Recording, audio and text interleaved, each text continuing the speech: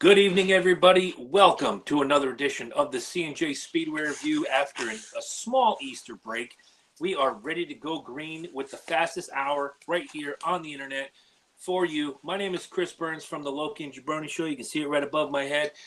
Live streaming to you every Tuesday night and available to you just for your ears on Wednesday via iTunes, Google Play Music, Spotify, and iHeartRadio. And coming off last night, I didn't think I could be more excited to talk to someone as I was to Crime and Sports Jimmy Wisman, but I am. I'm excited to look across the screen and see my partner in crime, my brother from another mother, the Tower Power, too sweet to be sour, funky like a monkey. His name is Corey Huffnagel. Corey, how are you today? Well, I am doing pretty good. I could tell you one thing.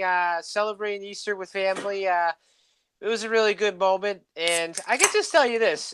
It seemed like 2 weeks ago when we had racing at Martinsville, and then once we had the weekend off, it was great and all that. And now it's Thursday, and I'm saying to myself, I want to see cars out on the racetrack. So I'm happy that NASCAR is back. I know we're going to Texas this weekend, so it should be pretty interesting to see how this one goes. Oh, absolutely. And Texas is always a great track to see, whether it's springtime or the fall. Lots of speed, lots of craziness, never a lot of big accidents, but enough that it keeps your interest. If you're one of those guys that watches the races just for the crashes, guess what?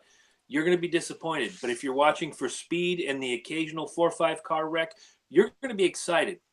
I'm excited because Texas is one of those tracks where if you have success on other mile and a halves, it doesn't necessarily mean it's going to translate to Texas. And we're going to get into that in just a little while. Corey, you're on the news wire all the time. Is there anything we need to know since we left Martinsville last week? Well, let me just pop that up right now. As you can see, my computer right now is already starting to be a little bit annoying that it won't go fast enough. But I actually heard Chase Briscoe is going to be running 5 races in the Xfinity Series for Stewart-Haas Racing beginning at, I want to say, Bristol next week.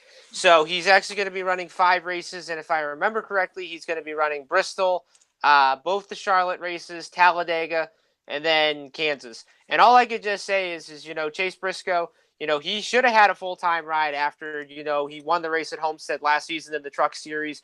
Now he's running a part-time deal for Roush Fenway and Stewart-Haas Racing. And not to mention, he's going to be driving the team's 98 car, which is also aligned with Beyond G. Bensi Racing. It's kind of a funny name. I can't really pronounce it. But, no, I'm happy for Chase Briscoe, and I'm really hoping that, he can win a race sometime soon. And other than that, there hasn't been really, big news, during the off season, other than with Chase Briscoe and so forth. But, other than that, we'll just have to see what the big news plays out, in the next coming weeks once the racing season starts.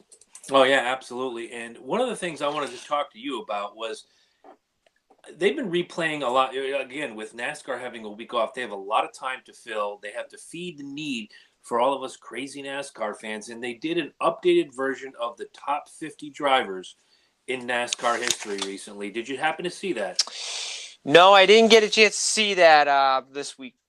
Now, here's where I'm throwing a flag because when I watched the original top 50 drivers, which they ran about, I want to say 2-3 years ago, maybe 4. It was, as it should be, very much skewed to the past. The Wallace, Petty, Earnhardt, Fireball Roberts, Cale Yarborough, etc., so forth. Difficult for me to throw a flag on my own guy, but Kevin Harvick was put up there in 18th. I'm a little curious behind that. How does someone like no offense to Kevin Harvick, Hall of Fame career without question, but the 18th best driver, are they going from humble beginnings to the Winston West to the trucks to the Xfinity to the Cup? Or, I mean, that was my question because I didn't see a lot of career Xfinity guys on there. I didn't see a lot of Richie Evans, who was a big guy up here.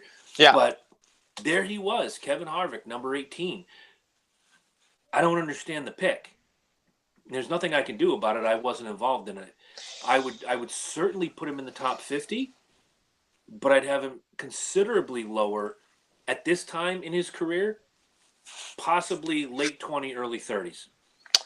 I could probably agree to that. I mean, all I can say is, I'd say maybe the reason why they put him down on 18th is it pretty much depends, what the guys on, Race Hub, rank everybody as and so forth. But I don't know. I mean, for me, 18th, I'd probably say it's kind of fair, considering that he is a Cup champion. He's won the Daytona 500. He's won in Indianapolis and so forth. And the career that he's put up, whether he was at Richard Childress or Stewart Haas Racing, I mean, he's put up a lot of good numbers. And yeah, I'd say once he retires, definitely is going to be in the Hall of Fame for sure.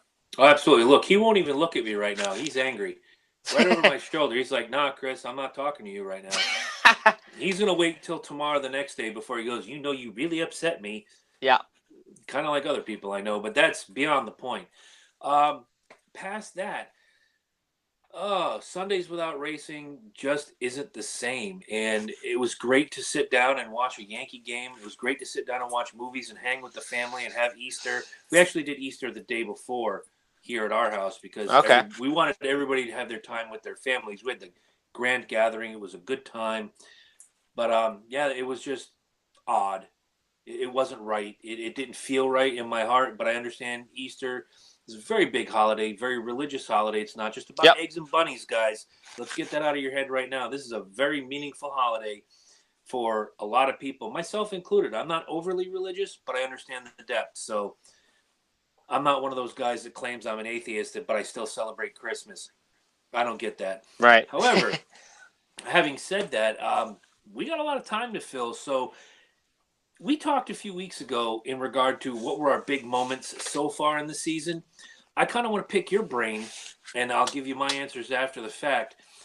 Having seen what we've seen in these 6 or 7 races, we've already said that there are certain people we're looking at as, contenders. We're just automatically throwing names in like Kevin Harvick, like Kyle Busch, sorry.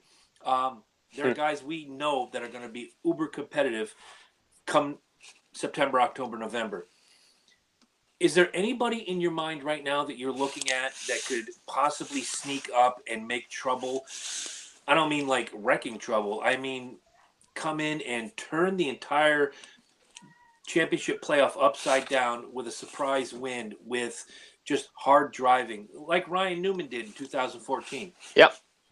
Yeah, I'd probably say if you look at it, I'd say the only guys that are dominant right now would pretty much be Kyle Busch and Kevin Harvick, in my opinion.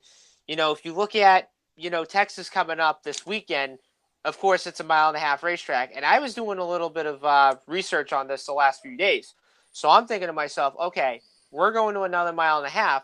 So that means, I really think you're going to see the Fords and the Toyotas, dominate the field, finish in the top 10 and so forth. And you look at Kevin Harvick, I mean, he's won 3 races so far, and you look at his stats, the last 2.5-mile racetracks that we were on, not only Harvick won the race, but he dominated and won.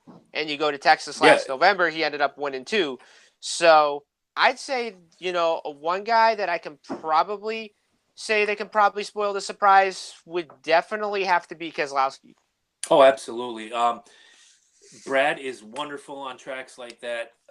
Not so much success lately, but again, he's a guy that I bring up quite often. As I want him to break that glass ceiling here in 2018. Whereas last year he gained a couple wins. He was very dominant in doing so in a couple of those races. Much like this year, Kevin Harvick, in those 3 races, 2 of them he was absolutely dominant. In the 3rd race, not so much. He led 18 laps? Big deal. Yeah. The one lap that matters is the last lap, and he was there. Yeah. Clint Boyer, same thing. MTJ, same thing. Austin Dillon, same thing. All you got to do is lead that last lap, and you are forever ensconced in history as you won this race, or the Daytona 500 champion, or this or that, or what have you. I think right now, Brad Keselowski is as good as pick as any.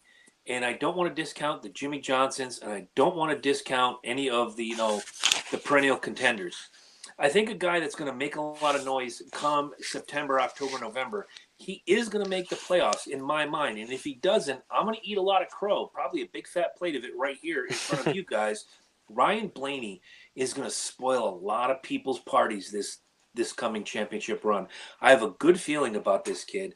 Watching him over the last few weeks, some of the trouble notwithstanding, he's been strong. He's driving like a veteran, and obviously with his father being Dave Blaney, who Yeah. ran the circuit for a while, never collected a win on the top level, but when you have a dad like that, you can throw Chase Elliott into that mix. You can throw, Dale Earnhardt Jr. when he was driving into that mix. When you have a dad that drove at the top level, you can learn from it, and you can go the direction of Dale Earnhardt Jr. and succeed, or you can go the route of Kyle Petty and not succeed so much. But the kids still learned a lot because here we are, and who do we see on NBC every summer giving some great analysts? It's Kyle Petty. So Right. I really think we need to watch Ryan Blaney a little closer every week than we have been because he's going to be a spoiler. Harvick's the closer. Earnhardt was the intimidator. They're going to start calling Blaney the spoiler. That's my. And if it starts, it started here.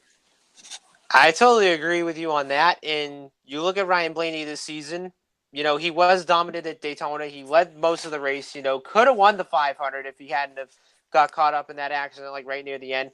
And you look at Martinsville a couple weeks ago, he was also another car that could have won the race. And there was one problem I think he had either on pit road or something like that, but he ended up rebounding and finishing third. And I look at the results right now and I definitely say that Ryan Blaney's going to be a factor, come this season, and especially driving that third Penske car. And I wouldn't be surprised if all three of the Penske guys make the playoffs this year. Right.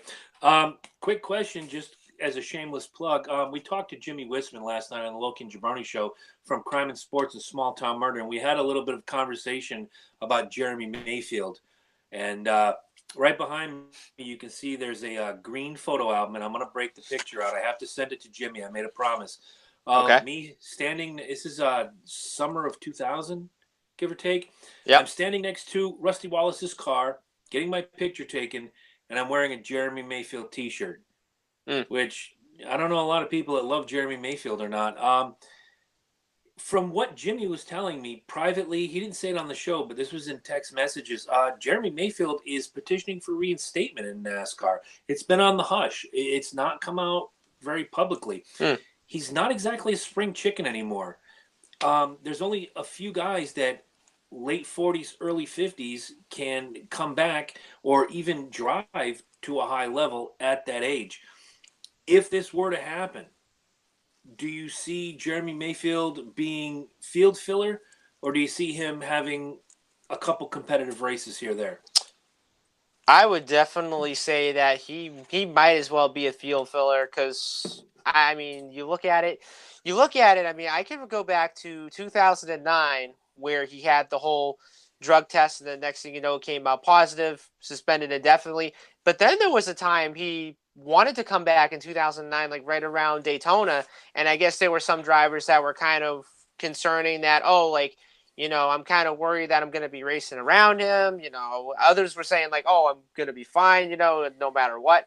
But then Jeff Burton kind of said it best. He said, whoever's going to come back, they should be drug tested. Absolutely. Everybody should be drug tested whatsoever. But, going to Jeremy Mayfield, I mean, he's had, somewhat of a decent career. He had a couple of wins, back when he was with Penske and Evernham and so forth. But, I mean, I look at him now. I mean, I just don't think, he's going to – well, I don't think in my mind he's going to get a top ride. But he's probably going to get a ride maybe like somewhere like that has a team that's probably like in the top 20, top 30, maybe somewhere like down below, like in the Xfinity Series or in the Cup Series. I mean, not Cup Series, the Truck Series. I don't see him going back to the Cup level just yet.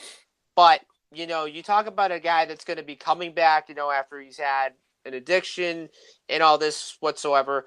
I mean, I could go back to when AJ Allmendinger was tested positive for Adderall back in like 2012. And he was driving for Penske at the time, and right. They yanked him out of the car. And not only that, he got suspended indefinitely. But the good thing was, he ended up doing the Road to Recovery program, and he completed that, came back, and won probably two races for Penske, and now he's running full time in the Cup Series for JTG Doherty Racing. But I'd probably say, if he wants to get a second chance, I mean, it's his decision. But I mean, I look at Mayfield. Definitely I do want to see him come back, but I just don't think he's going to get a top ride or anything. Oh, no one's expecting him to get a top ride. He's not going to go back to a place like Penske. He's not No. not that Evernham Racing exists anymore, but he's not going to get a ride on that level. Even if he were on the severe low end, and I'm not saying this to downplay any of the drivers who are running for teams like this, but he's going to get a De Benedetto level ride. He's going to get Yeah. a a Gray Galding style ride. He's not going to get Kurt Busch. He's not going to get, and I'm just talking about right now as I'm looking at the 2018 season, who some of the guys who are middle of the road. Let's be honest, Jimmy Johnson right now is middle of the road, but you're never going to see Mayfield at Hendrick Motorsports. No. You're never going to see Mayfield get a ride with Gibbs or Stewart or anyone else. Whatever ride he gets, he should be thankful, whether it's truck, Xfinity, or Cup. Yeah. If he is lucky enough to make the Cup again and someone gives him a chance, he better get on his knees and pray to whoever he prays to. Thank you for this opportunity. I'm going to make the best of it. Legal problems, addiction, craziness, nudnickery notwithstanding, everybody deserves a second chance. And I'd agree. I'd be thrilled to see Jeremy Mayfield out there just one more time. I'll never forget being at the Chevy Rock and Roll 400 in Richmond in 2004, the last race before the chase. And Mayfield snuck his way in. He won the race. He took that 10th spot back then when there were only 10 drivers in the chase. He fought and dug, and he did what it took to get in. Didn't do a whole lot in the chase, but he showed that he had the fire and the desire and the talent to be a competitor and to be a contender. Everybody can be a competitor. Only a select few can be a contender. And one thing that I think NASCAR sorely needs is more contenders, because when you look at the round of 16 or back when it was 12 or back when it was 10, you pretty much knew 8 of the usual suspects were going to get in, and then you had 2 guys who, well, maybe he has a chance. And that was Mayfield in 2004. Well, maybe he has a chance.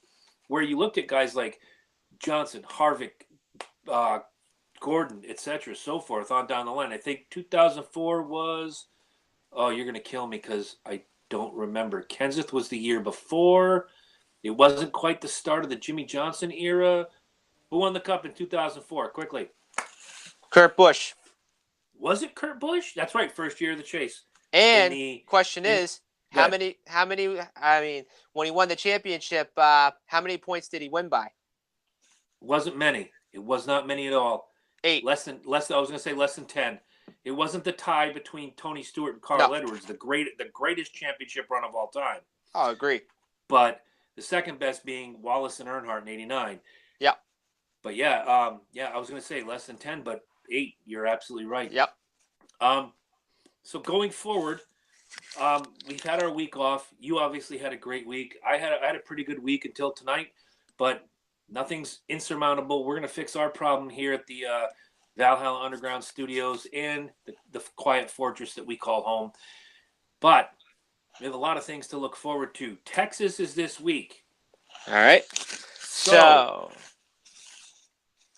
my man is on his horse. He is going to tell us, starting with the Xfinity Series, what's the race, when's the race, etc. And if he doesn't, he's fired immediately, and I will get I'll get Booty Barker down here, and we'll do this together. Oh, Jesus. Okay, so Saturday we have the Xfinity Series back and running at Texas Motor Speedway for the My Bariatric Solutions 300, which will be on 3 o'clock Eastern Time on Fox. That's right, guys. It is on Fox, the public network or so forth. The main network. The main network, yes. So looking at the entry list, the Cup guys that are going to be racing this weekend are the 3 of Ty Dillon, the 22 car of Ryan Blaney, the 42 car of Jamie McMurray. So if you look at it, there's only 3 Cup guys in the field, so you don't have the big guys. You have a 4th. The 4th one. All right. So further down the list. Further down the list, you have the 98 of Kevin Harvick. There you go. So you have 4 guys that are going to be that are going to be running the Xfinity race on Saturday. So looking at this entry list, I'm saying to myself, okay, so you don't have the big guys, Keselowski and Kyle Busch, but one guy who I really think that could steal this win on Saturday would have to be Kevin Harvick, because you look at it, going to a 1.5-mile racetrack, and the last time the Xfinity guys were on a 1.5 mile, well, besides the fact Las Vegas was when Kevin Harvick, dominated the race in the 98 car the last time. So looking at the other entry list, you have Austin Cindric in the 12 car this weekend. So he's not in the 60s in the 12 for Team Penske. 60 car will be taken over by Chase Briscoe again this weekend. And you got the 20 of Christopher Bell. You have the 18 of Ryan Preece, who's going to be making his first Texas start.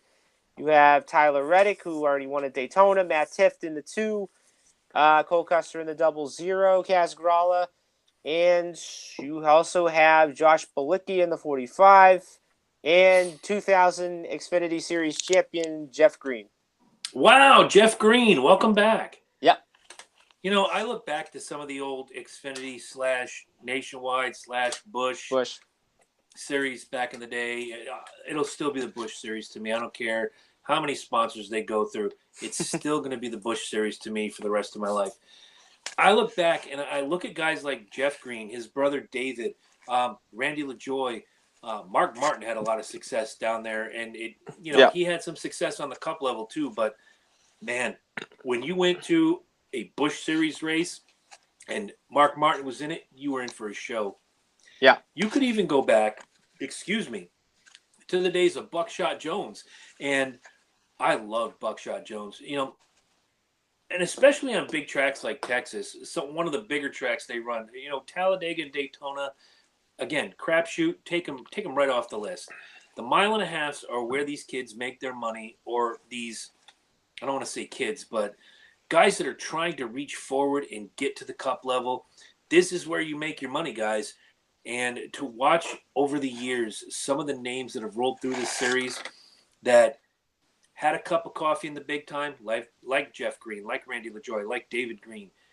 You look at guys like Mark Martin. You look at guys like, I know Harry Gant used to run a full double-double for years with the Busch Series, nay Xfinity, and the Cup Series. This is where you show the world you're either for real or you're a pretender. And going into this race, I'm hoping, and I'm going to start with my sleeper.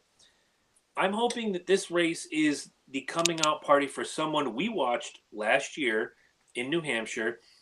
I believe he finished second that day. He won a race not too far after that, and I'm picking him as my sleeper in Texas, the 18 of Ryan Preece.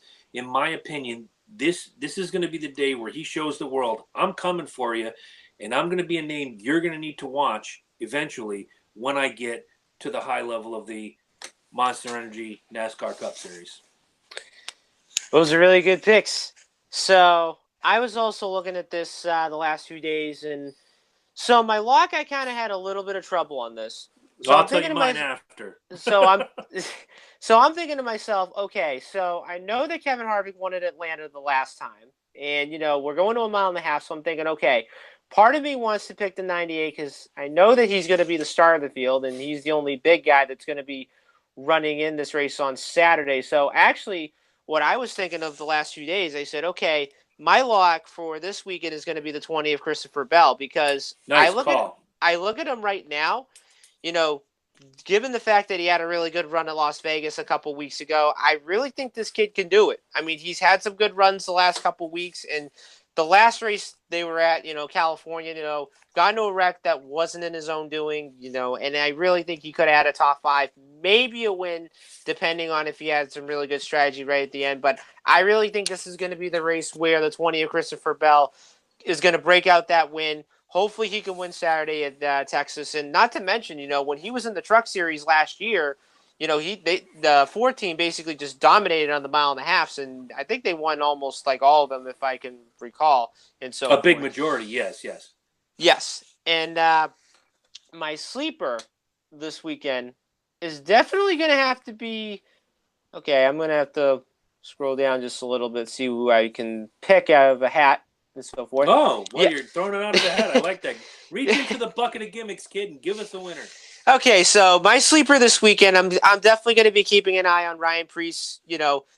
Even though the 18, I was assuming that Kyle Busch was going to run this race on Saturday, but when I saw Ryan Preece's name, I thought, okay, so he already run a 1.5 mile race at Kentucky last year, and I believe he ran at Homestead last year as well. So I'm thinking, now that he's got a good ride, I really want to see what this kid can do. And let's not forget, he won last year at Iowa, which basically, there was no Cup drivers that day. But, he's going to be racing with the Cup guys, especially the Xfinity regular Elliott Sadler. But other than that, I think, in my opinion, it's probably going to be a Joe Gibbs 1-2, if, Bell wins and Priest runs second. But, yeah, that's pretty much all I have.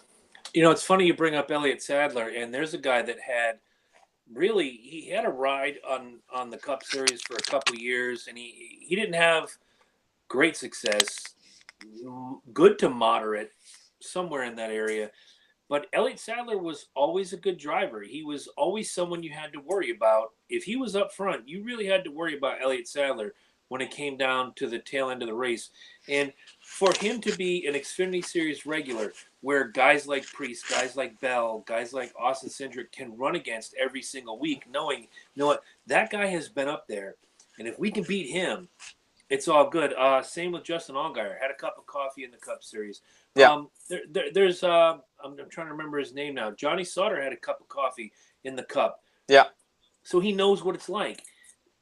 And a lot of these kids go up for these one-offs. I think it was Cole Custer's going up soon. Or did he go last week in Martinsville?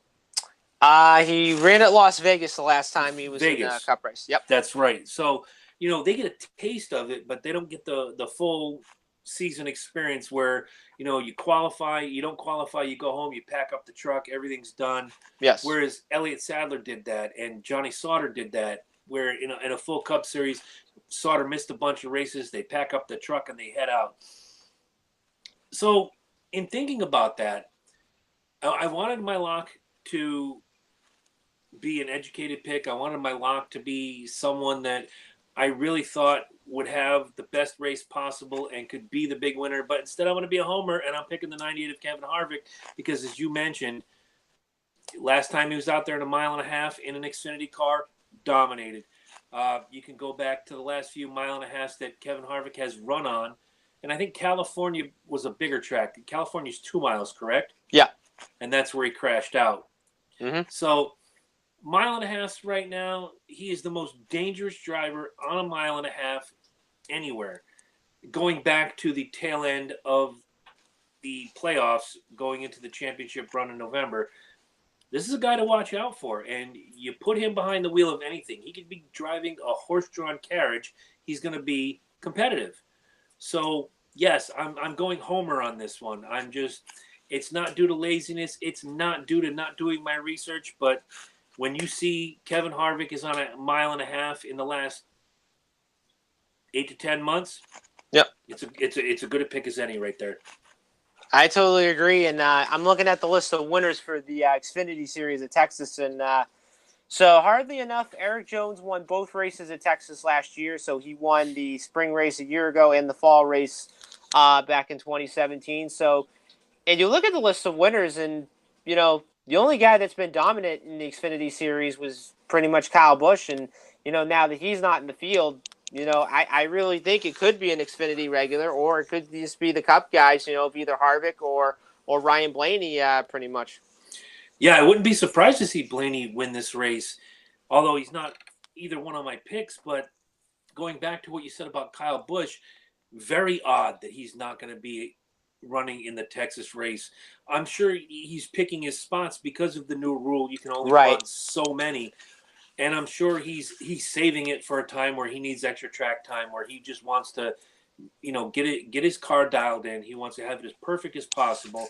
And here's an opportunity for me to do it, whether it's Bristol, whether it's wherever. It could be Pocono. It could be Indy. It could be anywhere. He's picking his spots, and I think he's picking them well. Harvick, I think this is his third this year. I believe second. Second. Yeah. And how many do they get? 6 or 7? For anybody who has more than 5 years, they get 7. Okay. So second of 7. Yep. Not a whole lot of places to go with. And whether or not Harvick's picking his spots, we don't know. We're not on the inside of Stewart Haas Racing. But I don't know. I'm thinking every time in the next however many months you see a mile and a half, you're going to see Kevin Harvick until his 7 runs out. Yeah. I mean, if you look at it, I mean, I know that NASCAR came out with the new guideline rule, and basically enough, I'd say like at the middle of last year, they pretty much updated it because they pretty much saw how many races the Cup guys were winning, especially the fact that Kyle Busch wins mostly like I don't know 85% of the Xfinity races like every year. So now they said, okay, we're going to go from 10 races and we're going to move you guys down to 7 races. So the reason with Kyle Busch, and I'd say that, and I think it's a good thing that he's not running this race this weekend, because right now the 18 car is filled with drivers that want to run the Xfinity Series almost every weekend, and it just goes back to what we were talking about like months ago, like somebody else could be like in a car like every weekend. Driver A could be in like this weekend, driver B could be in next weekend. So if you look at the 18's roster right now, it's going to be filled by the Cup guys of Kyle Busch and Denny Hamlin and Eric Jones and Daniel Suarez. And then, of course, Ryan Preece, he's going to be running, I think, 9 or 12 Xfinity races this year, even though he's not running for a championship this year.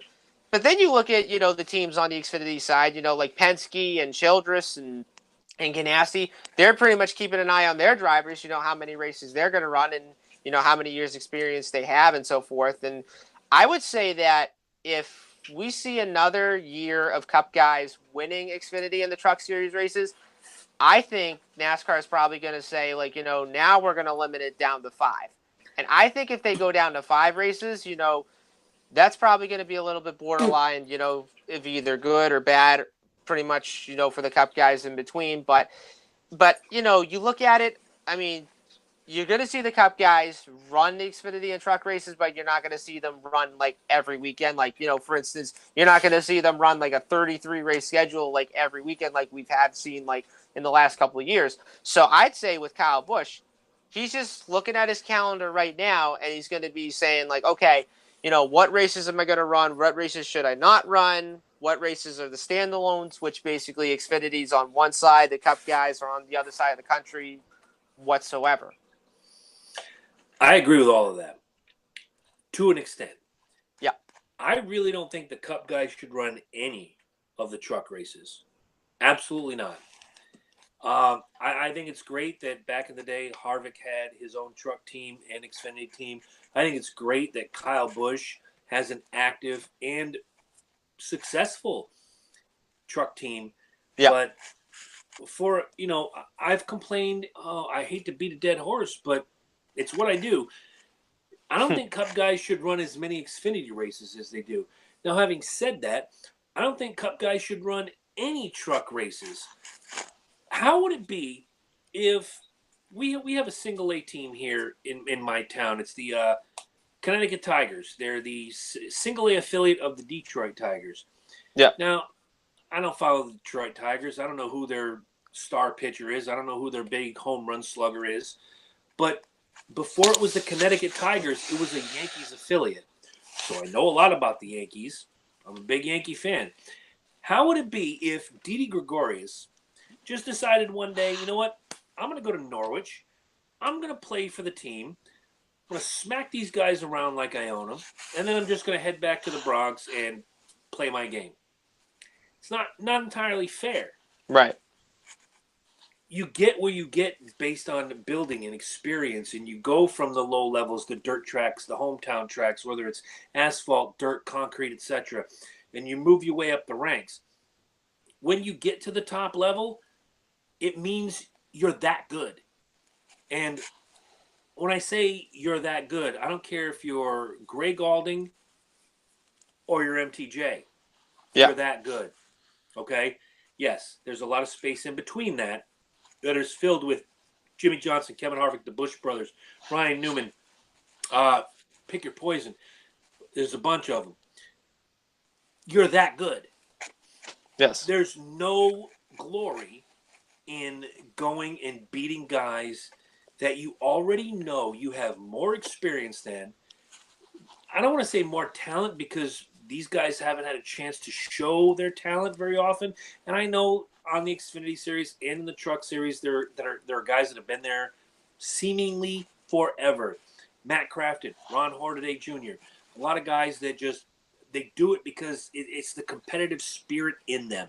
Yeah. But you have guys like Christopher Bell, Austin Cindric, Greg Alding, Brian Priest, pick your poison, Kaz Gralla, all these guys that are fighting and they're hungry to get to that next level. And if you're Kyle Busch, I'm not picking on Kyle Busch, but he seems to be the guy that does the most truck racing of all the Cup guys. Yeah. When a Kyle Busch goes down to the Truck Series, immediately your eyes are on Kyle Busch. Your thought is on Kyle Busch. Your pick for the race is Kyle Busch. It becomes a non-factor. These guys aren't getting the glory they deserve and the experience they deserve when you're running second to Kyle Busch, who is already a 20-some time winner on the Cup Series, former Busch Series champion, nationwide gimmick Schneebitz Farm. I don't know what it was called at the time. Former Cup champion. This is a guy that is the best of the best. Yes, it's great to go out there and run against the best of the best, and if you can beat them, props to you. But 9 times out of 10, I will put Mark McGwire against the best home run hitter from our local team, and Mark McGwire is going to win every time. Right. So, I mean, that's just one man's opinion, and I'm not sorry for it.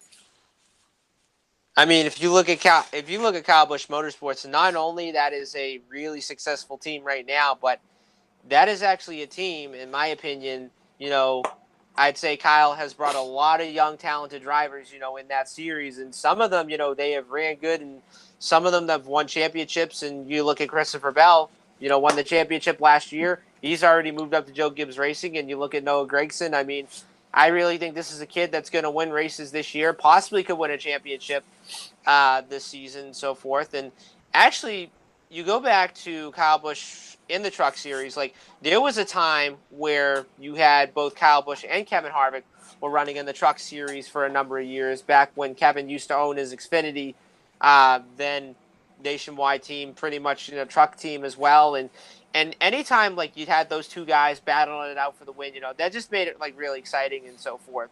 And then, once Kevin shut down his truck team, it was mostly all Kyle Busch. And, for a guy that has won 50 races in the Truck Series, possibly like, one win away of tying the all-time winningest leader, it just goes to show you that, and actually here's a fun fact. So if you add up all the numbers of wins that he has in both Cup, Truck, and Xfinity, he has about 183 wins in all three series. Yeah, he's coming close to 200. Yeah. Yeah, so right now he's close to getting Richard Petty's record at 200. But do I really think that could happen? I mean, I don't know. We just have to see how many wins he can rack up. I think within like the next year or two, and see where it all goes. I got to argue that Richard Petty point only because Petty did most of his winning on the top level. Yes, he had some of the underneath wins. And again, I don't say underneath is a bad thing. I don't want anybody, especially in today's society, coming on, oh, you're a hater. Whatever. You guys, lay down before you hurt yourself. He didn't do a lot of winning. He did some winning on the underneath level, but a lot of those wins came on the Cup level. I think those 200 wins that they count as the all-time winning record came on the formerly Grand National, which then became Winston Cup, which then became Sprint Cup, Nextel Cup, Schneebitz Cup, Coffee Cup, whatever you want to call it.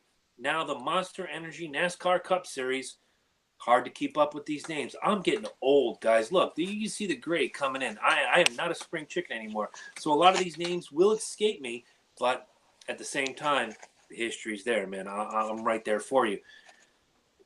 I think when they count those 200 wins for Richard Petty, it is on the Cup level, and that's where we're going to leave that terminology, the Cup level. I have a problem when they say former Monster Energy Series champion Rusty Wallace. No, he was a Winston Cup champion, but you can't say that anymore. Right. Matt Kenseth is a former monster. No, he's not. At the time, it was Nextel champion. Winston. He was the last Winston Cup champion. Yep. Thank you. Kyle Busch ushered in the new era of the Nextel Cup. Then the Sprint Cup. Now it's the Monster Energy Cup. 3 years from now, it's going to be the Stay Free Mini Pads Cup. God only knows. Whoever sponsors it, we're going to be watching it. We're going to be talking about it. But Kyle Busch, a lot of these guys. Look, Jeff Gordon retired with 84 wins. Am I right? 93. 93. So Johnson has 84. Yes. Same. They're interchangeable. Gordon Johnson. Well, here's the thing though. He hasn't won 84 races yet. So he's on 83. So if he wins, let's say Sunday, then he ties Darrell Waltrip and Bobby Allison at 84. Thank you. I knew the 80 number was right. And look, you can't take away from the talent of Jimmy Johnson, but when they tally that at the end of Johnson's career, they're not going to take any other series other than the Cup Series to put him up against Petty. So that maybe I'm not exactly arguing with you. Maybe I'm pointing out what we didn't think about collectively is that those 200 wins that Petty has came on the top level. They're not counting the underneath, because if you do that, Kyle Busch, Mark Martin, Kevin Harvick, they'd all be up there in that pantheon with Richard Petty. I totally agree. So, and I don't disagree that they're great drivers, all of them. I'm not a huge Mark Martin fan. I have huge respect for Mark Martin. Love that guy. Yeah. Great ambassador for the sport. Clean driver. Never really a lot of controversy behind him. And it was a shame. 2 shames.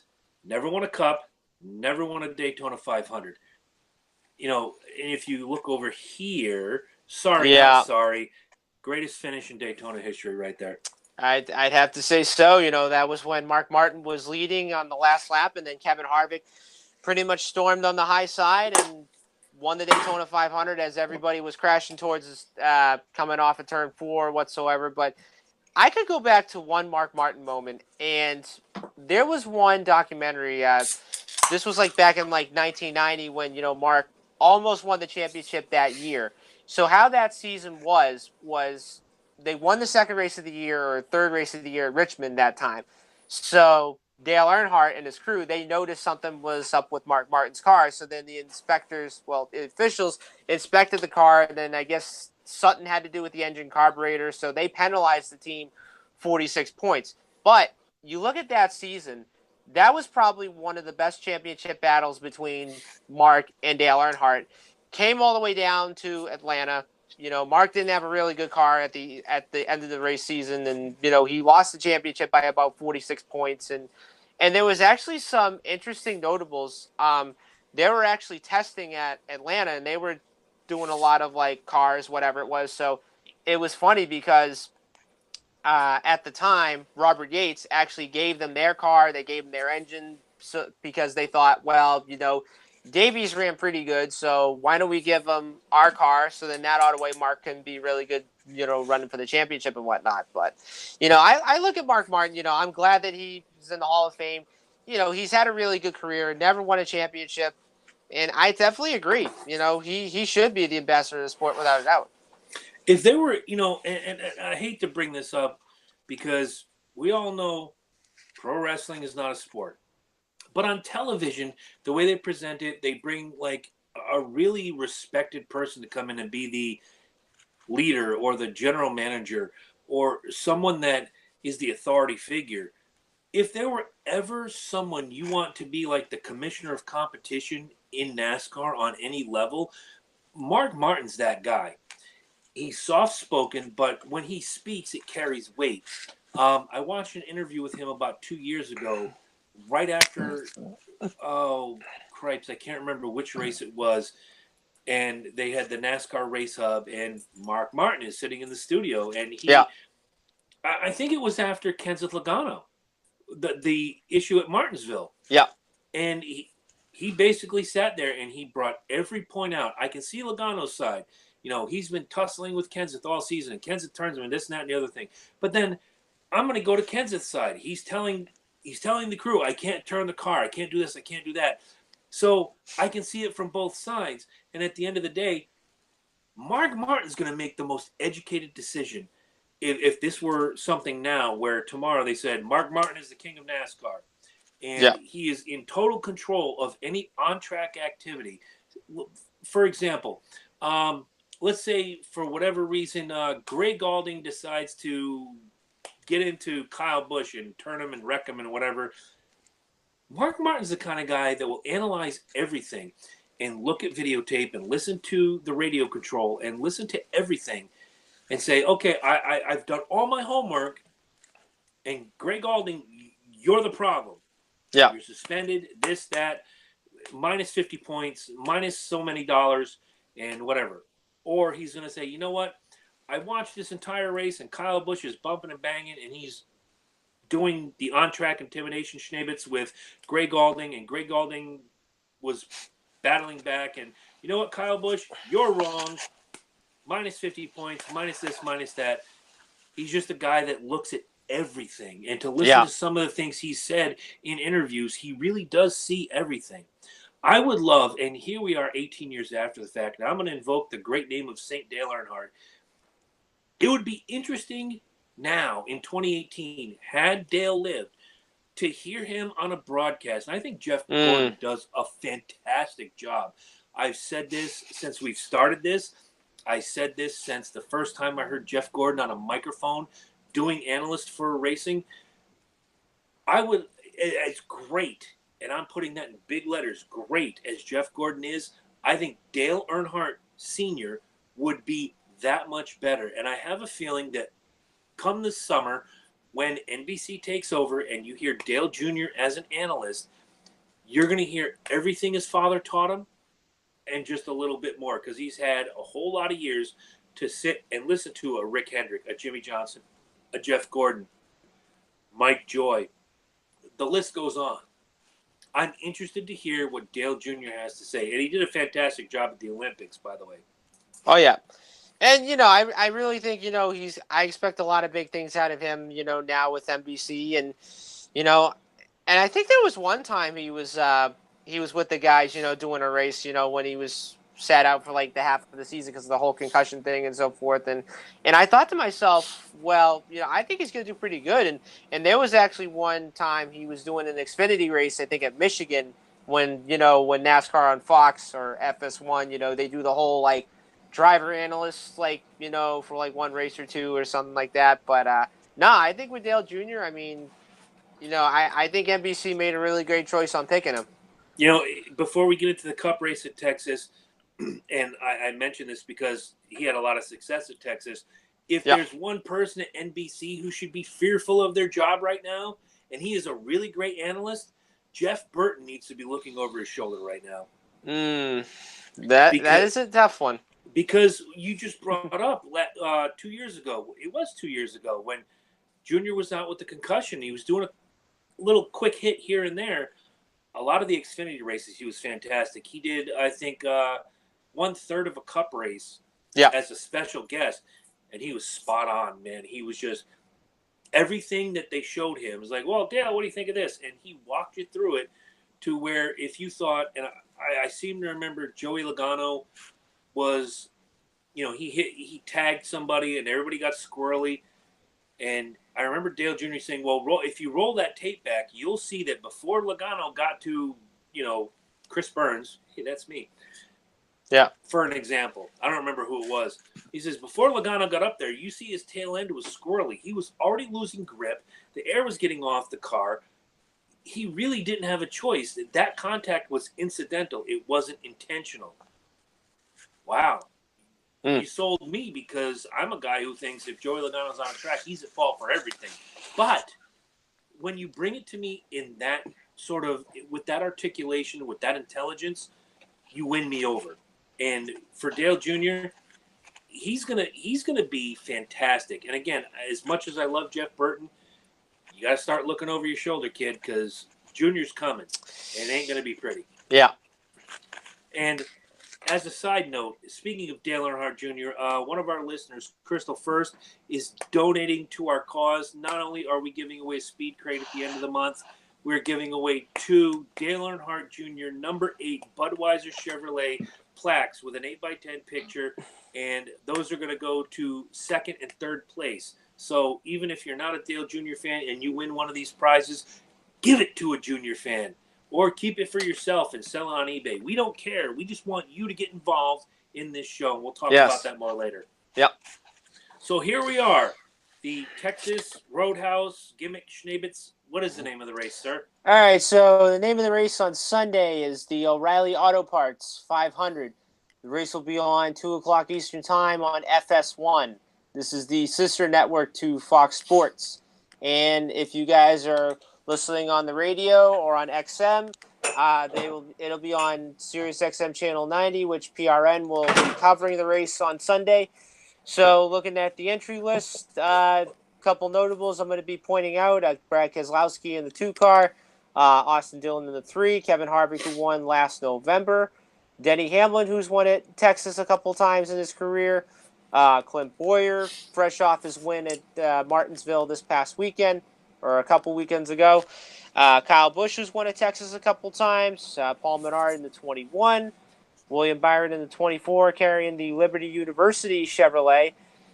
Kurt Busch, Kyle Larson, Bubba Wallace, Ryan Newman, who's won at Texas before, Jimmy Johnson, who's won, I believe, 6 races at Texas, or maybe 7. I don't know. I gotta figure that out.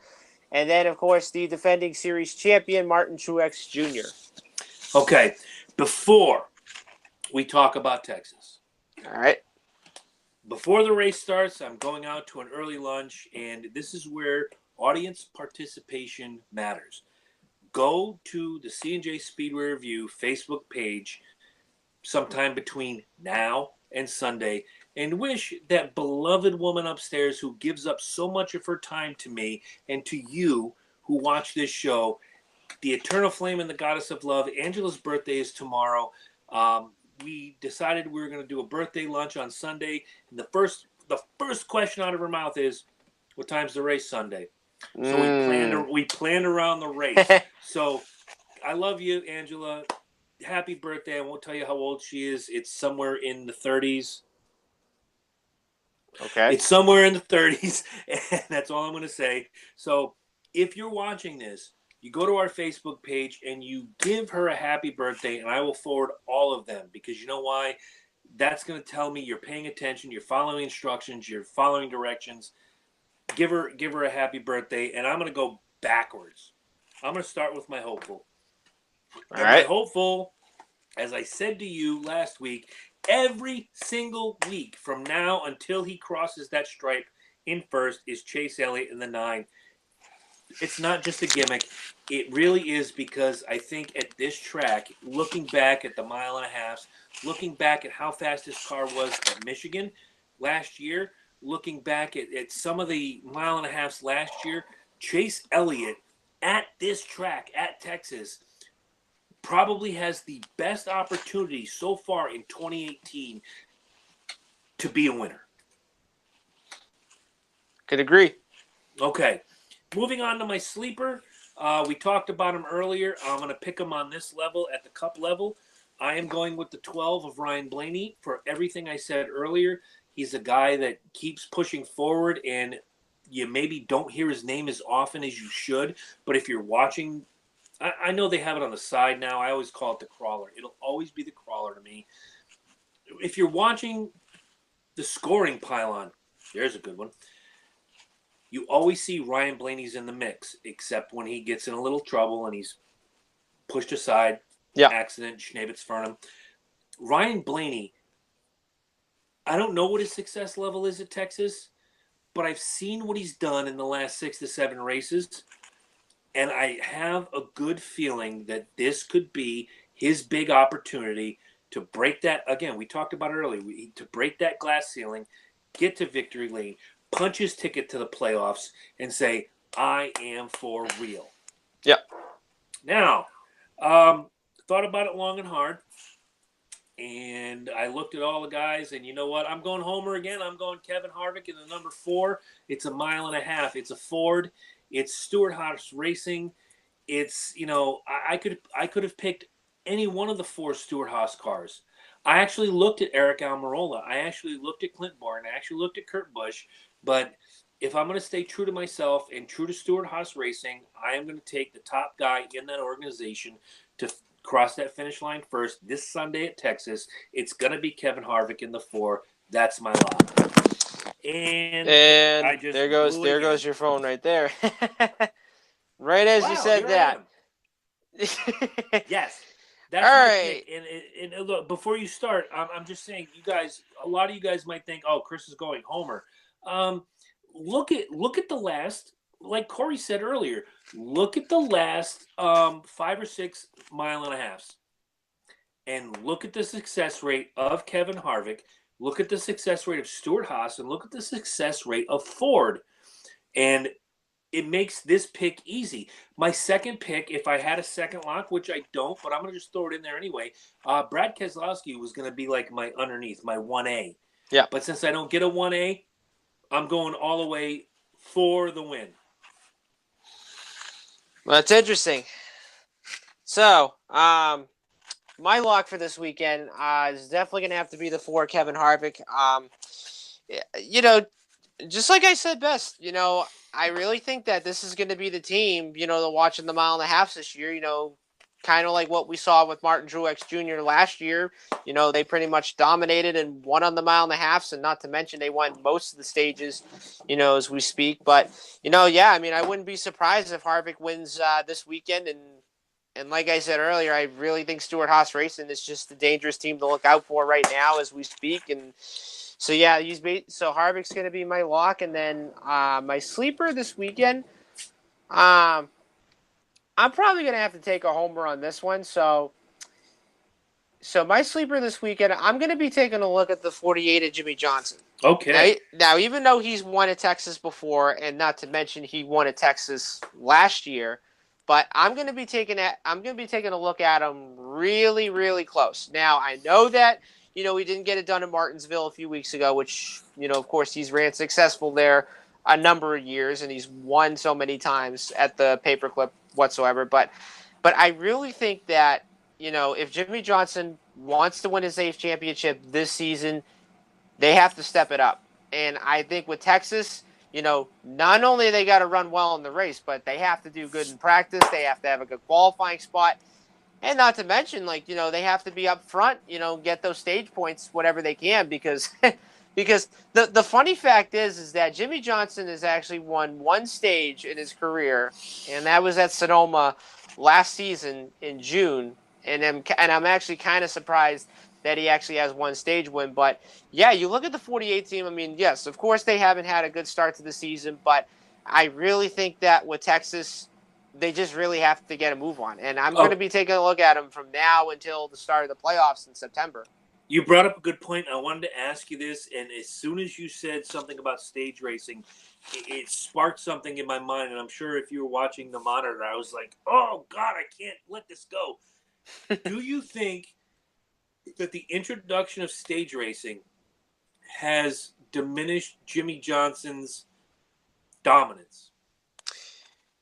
I would say yes, because you look at stage racing, I would say that, and actually what's funny about it is that stage racing plays a really, really different role, now that, we're in this whole new era now in NASCAR. And it's funny because, before, let's say, if there's a caution with, 3 laps ago, maybe, 4 laps ago, some guys will be elected to stay out and some guys will pit, because A, they need to get a good track position, to get those stage points, and B, they have to hang on in the top 10 spots, just so that they can finish in the top 10 whatsoever. But I really think with stage racing, not only it's been exciting, the last year or so forth, but it's been really competitive. And, a lot of these guys are going to be taking a lot of risks and a lot of chances, just to get those stage points. And I really think with Jimmy Johnson, they haven't really taken a lot of risks at all. No, they really haven't. And I go back to last season, where was the beginning on the Cup level of stage racing, which, if you grew up in the Northeast, you're familiar with the heat racing, stage racing, whatever you want to call it. I think that threw Johnson off his game, and they're still having that trouble with transitioning from slow and steady wins the race, and the longer and the harder and the faster to every 80 laps or so, or every 100 laps, depending on the length of the race. I think Johnson's out of his element, and I think for me to see a guy with 7 championships and 83 wins and just struggling mightily is not. It's not everything we've seen in state. Look, let me preface this with this. Everything we've seen last year and this year about stage racing has been exciting, has been fantastic. It adds a different element to the racing that we've known and loved, but Jimmy has not allowed it to translate to his style of racing. And until he embraces it, he is going to be field filler. I hate to say it. 9th one week, 25th this week, 16th this week. Jimmy Johnson is the highest paid field filler there is right now. Yeah. So, I get that. And Texas is a place where I think, like you said, with your sleeper pick, and a fantastic pick it was, that Jimmy Johnson can rise up and make something happen. Now, I'm interested in hearing your hopeful, because we only do this on the cup level. Let me hear your hopeful. So my hopeful this weekend, I'm going to have to say the 13 to Ty Dillon. I really want to see how this kid does this weekend. And, even though he's kind of running average, and the fact that, Germain Racing aligns with Richard Childress Racing and so forth. The reason why I say this, so my friend David Centazzo, I was on the Christian Men's Weekend a couple of weeks ago, dating back to March 20th or whatever it was, on St. Patty's Day weekend and so forth. So he was actually talking to me one time, and he always has a knack, of being a fan of the Dillon brothers, Austin and Ty Dillon. And whenever he talks to me about, the Dillons, like, he always says, like, I really want to see how Ty Dillon does, because I don't know if it's either the car, I don't know if it's the driver and so forth, and but I really okay. And he told me this one time. He said, I really think that this is going to be Ty Dillon's breakout year. So I said to him, I said I could partially agree to that, because you look at last season. He could have won maybe like one race. I'd probably say the closest he's ever come was like at Daytona in the July race and so forth. But no, I really think with Ty, I mean, he's one of those guys right now I think is running average. But, if you go to the restrictor plate tracks at Daytona and Talladega, he could probably make something happen. But I really want to see what this kid does. I mean, this is only his second full-time year in Cup, and, and the fact that, he has an average ride, but doesn't have a top ride, so forth. But I really want to see what this kid can do. Okay, quick question. Does your friend watch the show? Because he should.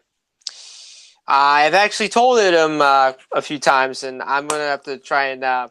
This is the episode he wants to watch. Listen, yeah. I have not been a fan of the Dillon boys for 2 reasons. One, nepotism. Granddad owns a team. Yeah. Granddad's going to put you in a car, whether you have talent or not. And I'm sure that, look, talent is cultivated. Nobody's born knowing how to drive a car. It doesn't happen. So it's cultivated. So there's no doubt in my mind that Ty and Austin have the talent to be on the top level.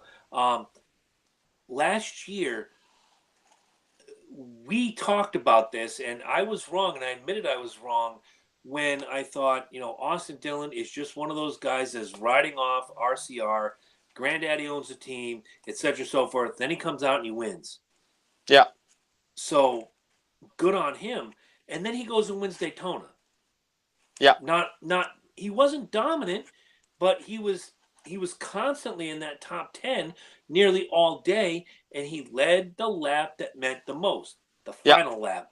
So Austin Dillon immediately, with those 2 wins last year and then at the start of this season in 2018, he's punched his ticket with me. He belongs. Ty Dillon, I'm still not sold on Ty Dillon. And the reason I'm not sold on Ty Dillon is he makes too many mistakes on the racetrack that costs him positions, points, and in certain aspects, respect. He's been involved in wrecks last year, this year, where he was completely at fault, whether he goes on or not, and it's brushed off. Well, he's Richard's grandson, etc., so forth. Yeah. I'm not sold on Ty Dillon.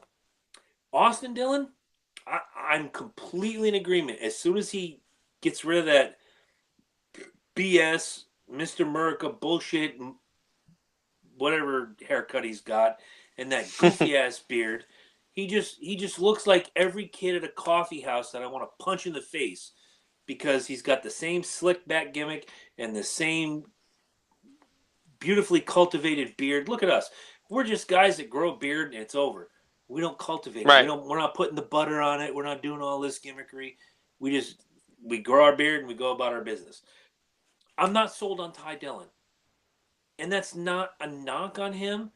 He needs to step up and he needs to get out there and do something. I would accept. Let's just use this weekend. You've picked him as your hopeful. If Ty Dillon finishes in the top 10 next week, I will come out and I will say, you know what? I'm sorry, Ty Dillon. That's my promise. Yeah. But it's not a restrictor plate track. It's not a track where RCR has a history of being great. It's just another one of those tracks where, I don't want to say it's a crapshoot, but unless you're the best of the best, you are not going to succeed at Texas. I can't think of any surprise winners at Texas. Jeff Burton was good there. Jeff Gordon was good there. Kevin Harvick has done great there. Kyle Busch has done wonderful things. Jimmy Johnson has done fantastic at this racetrack. All of them, top level, high performance, Hall of Fame worthy. If Ty Dillon can break the top 10 this week and finish, I'll just say 7th, pulling it out of my butt. Ty Dillon, if you finish 7th, I change everything I've ever said about you. My promise to you. Let's just hope so. Okay, now as we close out, I wanted to mention, you brought up something about the 1.5 miles, and the first thing that comes to my mind is Charlotte, which Charlotte is the granddaddy. It is the bomb. It is the balls. It is what racing is meant to be. But when we go into the playoffs, Charlotte is going to the Roval. Yes. So do you take guys like Harvick, Kyle Busch, Larson, Johnson, who have mad success at this track, and some of whom, like Harvick, like Busch, like Johnson, have success at road courses? Do you immediately make them the favorite going forward and say, well, when we go to Charlotte, these are the 3 guys to look at? Or do you say that this is going to be a surprise for everybody, where someone like a Galding, a DiBenedetto, Eric Almirola, Bubba Wallace is going to rise up and take the reins? I'd probably say, you'd have to look at the stats, of the average active Cup guys, that have done well in the road courses. And, you look at Harvick, excellent road racer. You look at Logano, he's a good road racer. Keselowski, I consider him to be a good road racer, and so forth. And I'd probably say, as of right now, I'm probably going to look at, Harvick, probably being one of the best on the road courses, as we speak, because you think about it, he's won at Sonoma, he won at Watkins Glen. So there's no surprise on that one, if he can pull off winning at the Roval in between. Then, Kyle Busch, he's done pretty well on the road courses whatsoever. But I was also thinking about this, that's going to be a race where you might see some surprises, because let's look at one of the guys that has had success on the road courses a number of years, who already won at Watkins Glen a couple of years ago, was AJ Allmendinger. So yes. Let's say that if he either does or doesn't make the playoffs, you could see one of those non-playoff guys, steal a win, or possibly get in the top 5 and can possibly ruin the playoff drivers' hopefuls and stuff in between. And, when I look at AJ Allmendinger, yes, he's the only guy that's been has been really dominant on the road courses for a number of years, and I wouldn't be surprised if he wins over at the Roval in October. But another one, and this is probably going to surprise some people, but I'm going to be looking at the aid of Daniel Hemrick because, you look at his road course stats, go back to last year at Mid-Ohio. Him and Sam Hornish Jr. were the only two cars that were basically just the class of the field most of the day. And, they were, the guys that were racing, behind, the whole, accidents and everything else and so forth. And Hemrick ended up finishing in the runner-up spot behind Sam Hornish. So I'm thinking, okay, Daniel is kind of pretty good on the road courses, but I really want to see what he does. Then he goes out to Mid-Ohio. I believe he won a stage, if I'm not mistaken. Had a really good car out there, finished in the top 10 or wherever he finished and so forth. So I'm thinking, okay, now that he's going to be bringing the 8 car, with RCR, I could possibly see him as another one that could surprise some people. And if he can win a race on the Roval, I mean, I'd be surprised as well. But no, I think the Roval, I think it's going to be very interesting. But more importantly, it's going to be it's going to be that race where, it's going to be the deciding factor of who's going to make it in the next round and who's going to be eliminated because, one costly mistake, let's say if you missed a shift or you break a shift or, don't have any brakes or whatever, that's it, your day's done. But I don't know. I'm really interested to see how this Roval is going to play out. And let's say if NASCAR hits a home run with this, we could possibly see this, happen next year. Oh, absolutely. I like the fact that, hello, I didn't even do anything. There are ghosts in my house. And if you ask my girlfriend, she'll tell you the same thing. Hands are up on this one. I didn't move. When you look at road courses, and I know producer Eddie Focus likes to say drive hard, turn left. That's all they do. The road courses are fantastic, and it's about time that we have something where the drivers can test their all-around ability in the playoffs. Sonoma would be a great choice to be in the playoffs because it's California. B, the weather is fantastic all year long. Watkins Glen, not so much. It's in New York. We all know, living in the Northeast, October, November can be amazingly beautiful or amazingly brutal, depending on how Mother Nature, how much she's been drinking this week. So let's be honest, we had snow 2 days ago, and here we are with 50-degree weather. Yeah. I can't figure it out. However, Sonoma would have been a great choice. However, Charlotte introducing the Roval in the playoffs where now you have to change the game.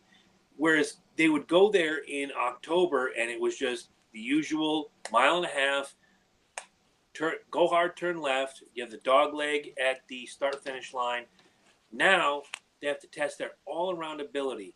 Only the best, and I say this not to downplay anyone who's ever won anywhere else, only the best win at road courses.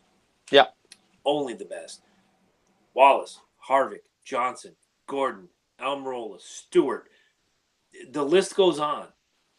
You don't see a lot of guys who pick up a victory here. Clint Bowyer's never won a road course. I don't think, I know Kyle Busch has, but I don't think Kurt Busch has. I don't think you've ever seen Ryan Newman in victory lane. And I could be wrong, and I don't want you to go to the gimmick because we're running out of time. Yeah. It's almost time for plugs. Only the best of the best win at the road courses. Why? Because you're out of your element. Racing has always been an oval or a D shape or what have you. Race hard, turn left. If you win at a road course, you have proven yourself to be the best of the best.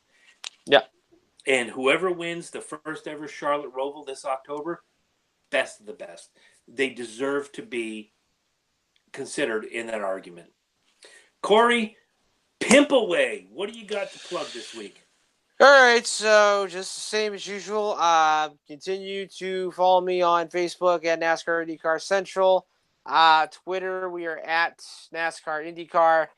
Facebook, actually I said Facebook. Twitter, NASCAR Indy. And so NASCARindy.org is no more. I actually took that down this past week because, the reason why was because it was too much time and, and so forth. So I figured, I might as well just stick with social media for now, because, doing the blogs and news updates and whatever, it took pretty much most of the time whatsoever. So I pretty much got that out of there and so forth. But yeah, just continue to follow me on social network. We will be posting up any race winners and news and what's going on in the NASCAR world and so forth. So I actually had my first meeting for the Prison Church Retreat Mother's Day weekend. It went really great last night. We have a lot of great guys on team, and so chances are I might be able to give a talk to the guys in prison. I don't really know just yet, but we're probably going to be figuring that out maybe in the third team meeting, depending on what goes on. So if I do give a talk to the guys in prison, I will let you guys know. And so, like I said, Mother's Day weekend, we are going to be down at Massachusetts Correction Institute in Norfolk. We are going to be there from the Thursday in May to Mother's Day weekend. So it's going to be a powerful weekend. It's going to be a blessing, and I'm really excited for this moment. Absolutely, and God bless you for doing what you do. And Thank speaking you. of which, if you were to go to the Loki and Jabroni Show page right now, you would see pinned to the top of the page is something called Team World Vision. What that is my friend Chad Hatfield and a bunch of the guys from his church getting together and raising money for them to bring clean water to countries and to children and to families that don't have access to clean water. Why is this special to me? It's because Chad is one of my oldest and dearest friends, and because not only is Chad raising money to do this, he has committed himself as part of Team World Vision in November to run the New York City Marathon to raise even more money for Team World Vision. So I implore everybody who watches this to go to Facebook, find the Loki and Jabroni Show, click on the link pinned to the top of the page for Team World Vision. That's our April fundraiser. The actual fundraiser goes until the end of October. Donate. Give of yourself to those who don't have. It's not like, giving $5 to a bum that's on the street carrying a sign that says we'll work for food. These are kids and families that don't have the access and desperately need our help. So please, I'm begging you, go to the Loki and Jabroni Show Facebook page, click that link for Team World Vision, donate something. It goes right to Chad. It's in his name, but it doesn't go to Chad. It goes to Team World Vision, and it gets siphoned off to the countries that need your help. And much like a couple years ago when Angela went to Haiti on her church mission group, we tried to raise money for her. Last year we raised money for autism. This is our April fundraiser for the year 2018. Please get out there and do it. Second plug is the Loki and Jabroni Show. I can't say how awesome last night was. We had Jimmy Wisman from Crime and Sports. We talked about him earlier. They did an episode on Jeremy Mayfield. He also does Small Town Murder. He was fantastic. We also talked to Bill Starkey, who was the originator of the Kiss Army, and we talked to Gary Wolf, Pitbull #1 from ECW back in the day. If you're a professional wrestling fan, Gary Wolf always brings it to the table, and him and Loki got into a little bit of an argument until everything settled down. So it was fun all the way around. Be a fan, be a friend. Go support the Loki and Jabroni Show. If you want to raise money for this show and the other podcasts we do on the Focus Digital Network, www.patreon.com/Loki and Jabroni. We're always thankful for your help. We can't thank you enough. If you donate, if you don't donate, it is what it is. The Speed Crate deal is 4 weeks away from being final. One of you is going to walk away with a free Speed Crate. One free Speed Crate. And the two bonus prizes, second and third place, are going to get a Dale Earnhardt Jr. #8 Budweiser plaque. The deal gets sweetened. Thank you to listener Crystal First for donating those so generously to the show. But thank you. And Corey, thank you again. Eddie, behind the scenes, thank you. We will see you next Thursday. Yes, this month is Thursday. And we're going to talk about Texas. And then we're going to go on to one of my favorites, Bristol. Corey, thank you so much. Always a pleasure. All right, we'll talk to you soon, guys. Thank you. All right. Good night.